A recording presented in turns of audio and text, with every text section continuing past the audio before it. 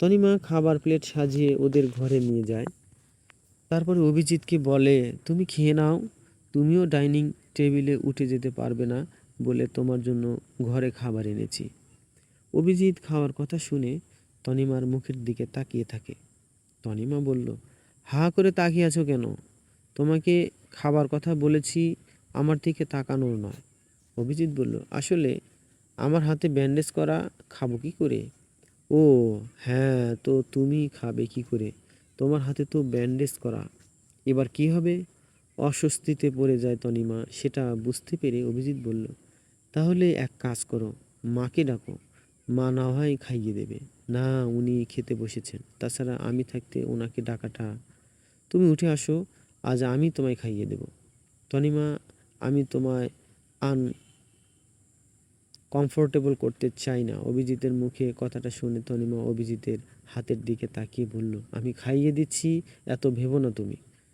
তারপরে তনিমা খাবারের প্লেটটা নিয়ে বিছানায় বসে খাবার মাখিয়ে অভিজিতের গালে দিল। অভিজিৎ পুরো বাচ্চাদের মতন খাচ্ছিল। হাফ ভাত খাওয়ার পর অভিজিৎ বলে, আমি আর খাবো না। খাবে না মানে? এতগুলো ভাত নষ্ট হবে নাকি? তার মধ্যে তোমার শরীর দুর্বল, বেশি করে খেতে হবে এখন। তনিমা শাসন করে বলল, পেট না ভরলে আমি ওষুধটা খাওয়াবো কি করে? খেয়ে নাও বলছি। এর আগে তো কখনো বুঝতেও পারিনি তুমি খাবার নিয়ে একদম বাচ্চাদের মতন করো। ওদিকে দরজায় দাঁড়িয়ে আলপনা দেবী আর বরুণবাবু সব দেখছিল, আর এবার ঘরে ঢুকে এসে বলল, অপি একদম ঠিক হাতে পড়েছে, ওর খাবার নিয়ে বরাবরের জেদ। আলপনা দেবী বলল, জানো তনিমা, ছোট থেকেই খাওয়া দাওয়ার দিকে এরকম করে একদমই খেতে চাইতো না। তখন খুব কান্নাকাটি করতো, আমি ওকে জোর করে বকে বকে খাওয়াতাম। এখন তুমি চলে এসেছো, এখন তুমি সামলাবে আমার অভিকে। একদম ঠিক বলেছেন মা, কখন থেকে খাওয়ানোর চেষ্টা করছি কিন্তু কিছুতেই খাচ্ছে না। আচ্ছা বাবা, ঠিক আছে, আমি খাচ্ছি, অভিজিৎ বলল। তারপরে বাকি ভাতটা অভিজিৎকে খাইয়ে দিল। কিছুক্ষণের মধ্যে নিজেও খেয়ে দুজনে শুয়ে পড়ল। রোজকার মতন দুজন দুপাশে, মাঝখানে কোলবালিশ। তনিমা ঘুমানোর আগে অভিজিৎকে বলল, তোমার যদি কোনো দরকার হয় আমাকে ডাকবে। কিছুক্ষণের মধ্যে তনিমা ঘুমিয়ে পড়ল। আর অভিজিতের ঘুম আসছিল না, তার জন্য কিছুক্ষণ ফোন ঘাঁটল। তারপরে ফোন ঘাঁটতে ইচ্ছে হচ্ছিল না বলে ফোনটা পাশে রেখে দিল। তারপরে ঘরের এদিক ওদিক তাকাতে লাগলো। তনিমা উল্টো দিকে মুখ করে ঘুমাচ্ছিল। ঘুমের মধ্যে অভিজিতের দিকে মুখ করে শুয়ে পড়ল, আর অভিজিতের চোখ পড়ল তনিমার দিকে। ও বেশ কিছুক্ষণ তনিমাকে দেখছিল। ঘুমানোর সময় ও কি কিউট লাগছে তনিমাকে। তারপরে অভিজিৎ তনিমার দিকে মুখ করে শুয়ে পড়ে। কখন তনিমাকে দেখতে দেখতে অভিজিৎও ঘুমিয়ে পড়ে। পরের দিন সকালে দুজনের ঘুম ভাঙে ফোনের অ্যালার্ম বাজার আওয়াজে। দুজনের চোখে খুলে দেখে মাঝখানে কোলবালিশ নেই। ওরা দুজনে মুখোমুখি শুয়ে আছে, আর ওরা দুজনে অনেক কাছাকাছিও শুয়েছিল। এতটা কাছে ছিল যে একে অপরের নিঃশ্বাসটাও শুনতে পাচ্ছে।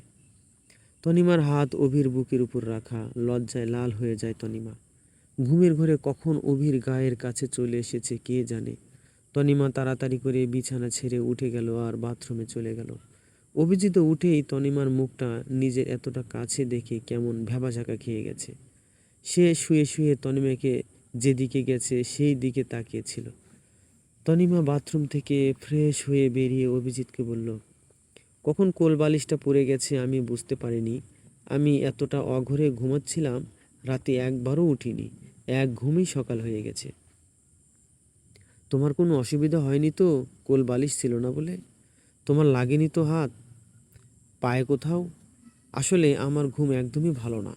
আমার দিদিমা আমাকে বলতো আমি ঘুমের মধ্যে লাথি মারি, ঘুষি মারি, তাই আর কি বলছিলাম। না না, তুমি তো একদম একভাবে শুয়েছিলে সারা রাত, অভিজিৎ বলল।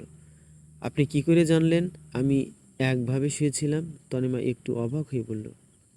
এবার অভিজিৎ কি বলবে, অত তনিমাকে বলতে পারবে না যে সারা রাত প্রায় ওর দিকেই তাকিয়ে কাটিয়ে দিয়েছে। অভিজিৎ কথাটা এড়িয়ে তনিমাকে বলল, আমি বাথরুম যাব, একটু সাহায্য করো না উঠতে। হ্যাঁ চলো না, আমি তোমাকে ধরে নিয়ে যাচ্ছি বাথরুম পর্যন্ত।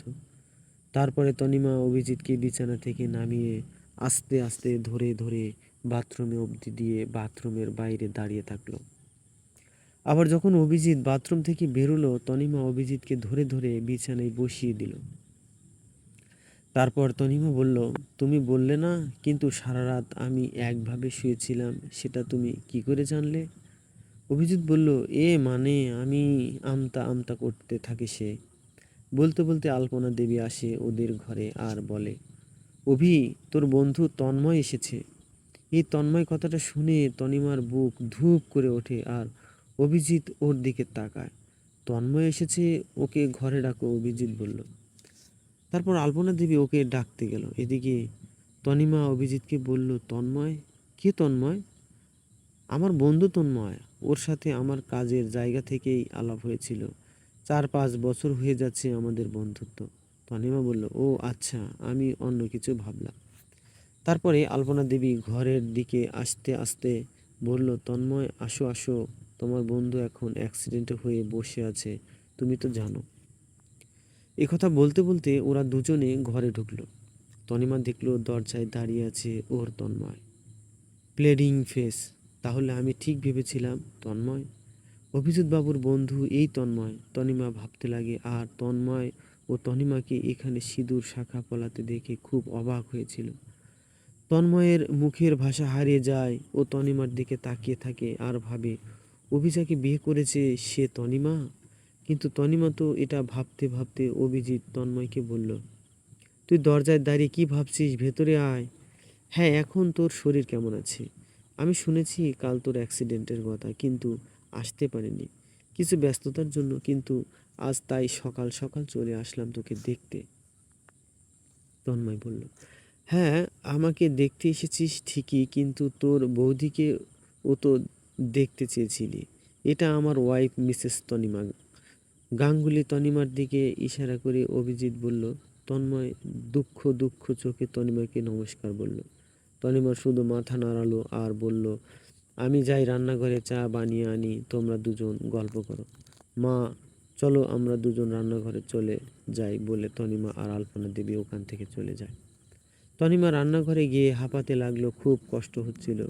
ও কোনো দিনও ভাবেনি তন্ময় ওর সামনে এমনভাবে আসবে। তারপরে তনিমা এক বোতল জল এক নিশে খেয়ে ঝরে ঝরে দম নিতে লাগলো। আলপনা দেবী বাইরে থেকে বলল, তনিমা, চা বসিয়েছো? হ্যাঁ মা, এই বসাচ্ছি বলে তনিমা চা বসিয়ে দিল। তনিমার চা করতে করতে ওর চোখ জলে ভর্তি হয়ে ঝাপসা দেখছিল। তারপরে চা হয়ে যাওয়ার পর চোখের জল মুছে চা থেকে অভিজিৎ আর তন্ময়ের জন্য নিয়ে গেল আর এক কাপ চা আলপনা দেবীর হাতে দিয়ে বাবার জন্য পাঠিয়ে দিলেন উপরের ঘরে। তনিমা চা নিয়ে ঢুকে ঘরে আর অভিজিতের হাতে একটা আর তন্ময়ের হাতে একটা কাপ ধরিয়ে দিয়ে তনিমা অভিজিতের পাশে গিয়ে বসলো। অভিজিৎ বলল, তন্ময়, বসো না সোফাতে। হ্যাঁ, বসছি বলে তন্ময় সোফাতে বসে আর কাপে একবার চুমুক দিয়ে কাপটাকে সেন্টার টেবিলে রেখে দেয় আর বলে, তোর বউ খুব সুন্দর হয়েছে। তোদের দেখাশোনা করে বিয়ে হয়েছে না প্রেম করে? তন্ময় অভিজিৎকে বলল, এই বিষয়ে আমি তোকে পরে বলবো। এর মধ্যে তন্ময়ের ফোনে ফোন ঢোকে। তন্ময় ফোন তুলে বলল, আমি এক্ষুনি যাচ্ছি বলে ফোনটা রেখে দেয়। আর সোফা থেকে উঠে দাঁড়িয়ে অভিজিৎকে বলল, আমার এক্ষুনি অফিসে যেতে হবে, একটা অফিসের দরকারি কাজ চলে এসেছে, খুব ইম্পর্ট্যান্ট। আচ্ছা ঠিক আছে, তুই এখন যা, পরে একদিন এসে তোর বৌদির হাতে রান্না খেয়ে যাবি। আজকে তো ঠিক করে গল্পটা করতে পারলিস না, অভিজিৎ বলল। তন্ময় বলল, পরে একদিন এসে বৌদির হাতের কবজি ডুবিয়ে খেয়ে যাব, এখন আমি আসি বলে তন্ময় গেট থেকে বাইরে গিয়ে পিছন ফিরে তনিমাকে দেখলো আর আবার সামনের দিকে ফিরে বাইরে চলে গেল। অভিজিৎ তন্ময় আর তনিমাকে লক্ষ্য করছিল অনেকক্ষণ। এবার তন্ময় চলে যাওয়ার পরে অভিজিৎ তনিমাকে প্রশ্ন করলো, তুমি তন্ময় আসার পর থেকে কেমন একটা করছো, তুমি তন্ময়কে কি চেনো? অভিজিৎ তনিমাকে প্রশ্ন করলো। তনিমা একটু ভেবে বলল, হ্যাঁ, চিনব না, খুব কাছ থেকে চিনি। যে আমাকে এত বড় আঘাত দিল, যে আমাকে ঠকালো, তাকে চিনব না? তন্ময় তোমাকে ঠকিয়েছে? ও আচ্ছা, যার সাথে তোমার বিয়ে হবার কথা ছিল, বিয়ে করতে আসেনি, সেই আমার বন্ধু তন্ময়, অভিজিৎ বলল। কিন্তু তুমি যেমন বলেছিলে ও ওর বাবার ভয়ে বিয়ে করতে পারবে না বলে বলেছিল, কিন্তু তন্ময়ের তো কোনো বাবাই নেই। ওর ছোটোবেলায় বাবা মারা গেছে, ও আর ওর মা থাকে, আর তন্ময় এর কিছুদিন পরে এর বিয়ে। এই কথাগুলো শুনে তনিমা অবাক হয়ে যায় আর নিচের দিকে তাকিয়ে চোখে দিয়ে জল ফেলতে লাগে। অভিজিৎ উত্তেজিত হয়ে বলল, তাহলে এই তন্ময় তোমাকে ঠকিয়েছে? ওর অলরেডি 5 বছরের একটা সম্পর্ক আছে, যার সাথে বিয়ে হওয়ার কথা। তন্ময় কদিন পরে তনিমা বিছানায় বসে ফুঁপিয়ে ফুঁপিয়ে কাঁদতে লাগে। অভিজিৎ প্রচণ্ড রেগে গিয়ে বলল, আমি তন্ময়ের সাথে কথা বলবো। ও তোমার সাথে এরকম কেন করলো? দুটো মেয়ের জীবন নিয়ে একসাথে খেলা করলো, ওকে কৈফিয়ত দিতেই হবে সব কিছুর। অভিজিৎ আস্তে আস্তে তনিমার পাশে বসলো আর তনিমার চোখে জল মুছিয়ে দেয়। তনিমা হঠাৎ অভিজিৎকে জড়িয়ে ধরে, ওর বুকে মুখ গুজে কাঁদতে থাকে। তারপর